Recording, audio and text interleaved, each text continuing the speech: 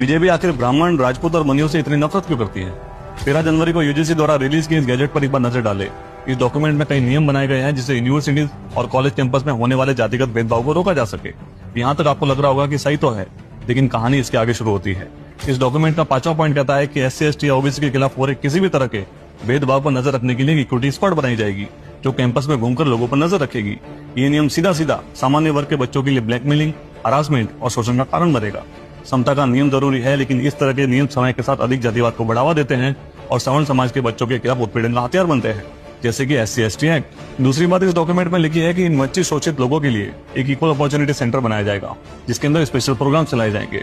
और इसी AOC के अंदर एक इक्विटी कमेटी बनाई जाएगी जो SC, ST और OBC के साथ किसी भी तरह के भेदभाव की शिकायत पर जांच करेगी। और इस कमेटी में SC, ST, OBC और दिव्यांग के प्रतिनिधि होंगे, लेकिन सामान्य वर्ग के बच्चों के लिए कोई प्रतिनिधि नहीं। अब अगर शिकायत जनरल कैटेगरी के बच्चे के खिलाफ है और शिकायत करने वाला SC, ST या OBC समाज से है, तो इस कमेटी में जनरल कैटेगरी वाले बच्चे की बात सुनने वाला कौन होगा? और इस डॉक्यूमेंट में भेदभाव की कोई भी साफ डेफिनेशन नहीं बताई गई है।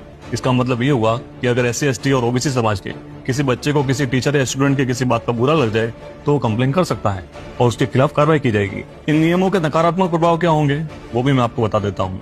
इन नियमों के अनुसार शिकायत करने वाले व्यक्ति की पहचान गुप्त रखी जाएगी।